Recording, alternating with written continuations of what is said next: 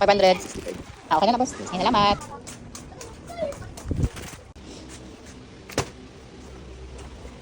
Let's open it!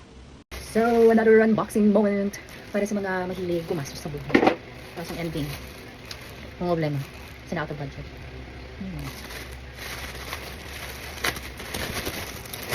First, kunwari hindi natin alam. Surprise! Ano kaya ito? Charot. Okay, first is...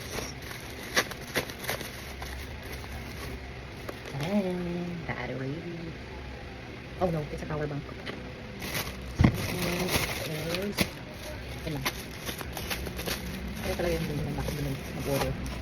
Oh, my free. However, hindi siya fit sa aking phone. Yan lang. But it's okay, thank you. Teka lang, check natin dito.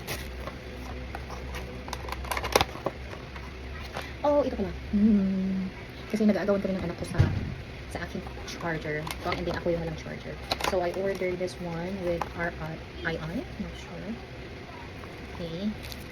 May i-read ko magkano. It's for iPhone. So, marami akong nare-receive ng mga, marami akong nakita ng ganong reviews. So, this is the adapter. Correct me if I'm wrong, ha? So, it's 45 watts. Ang nakalagay dito. You would see it here. Ayun. 45 watts. Let's see. I-test mo mamaya kung gaano siya bilis. Oh, parang haba siya. Yung konti. So, this is the cable. Oh, mahaba siya. Let's see. I don't know how long it is. Ano naman palagay? I-measure na naman. Mahaba siya. Ma-i-cable ko sa iPhone ko. Then, ito naman yung bago. Okay. Mahaba nga siya. I think it's 1.5 meter. This one I remember. This one is 1 meter. So, if I'm right, this is 1.5. Oh, thank you. We'll check it later. Okay. Ayan. Ang gulo. Okay. Now the second one. Then, may ano pa? May mahilig ka mag-nails. Kasi ang ending hindi mo kaya panindigan. So, I ended up cutting one of them. Removing one of the nails. This one is what I really use a lot. Tawag na ka mangugmuka. Charot! Okay, this one is from RRI still. Correct nyo ako kung hindi. Kumali ako. So, I ordered a power bank that is magnetic. Mag-safe? I don't know. It's my first time kasi bago lang din ako nag-switch sa iPhone. Noong December lang din. So, technically, nag-iipang taon sa gamit mo. Eh, talagang Windows and iOS talaga ako nun. So, it's my first year using an iPhone. Not really exactly. I have few once before. Pero hindi ko siya kayang panindigan. Ano yan? I don't know. But ito siya. And let's see. It has 5,000 milliampere. Is that how you pronounce it? There you go. It's 5,000. So, I will test it and show you guys later kung gaano siya katagal or working ba siya. I will give my honest reviews about it. Okay. And yun nga pala, tayo ng freebies.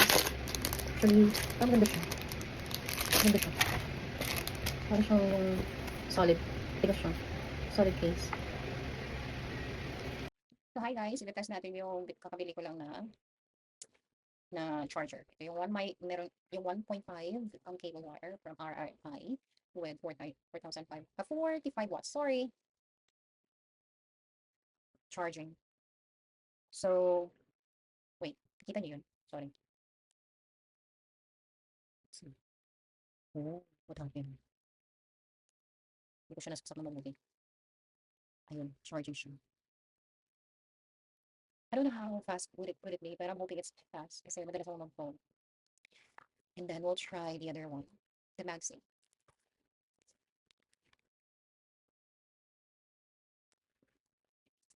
Oh, super amazing!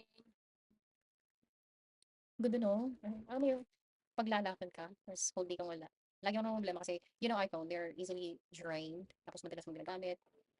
Ang cute lang. So handy, like you're not charging your phone. But it's kind of heavy once you mix it up together. I like it. Super. So, and I like it very much. This one, it's so cute. And then the charger, I love it. I am, what we call this, overall satisfied, happy buyer. Kasi nga, hindi siya yung first kasi medyo mahaba siya. Fair enough to move around kasi yung socket ko nasa ano eh, nasa ilalim ng desk ko. So, may nahihirapan akong kumilos kilos. Like, bend, yung ganun ako sa chair. But because of this, medyo mahaba na siya, so I can really move a lot. It's perfect. Thank you guys for watching. That's my food. Finish my food.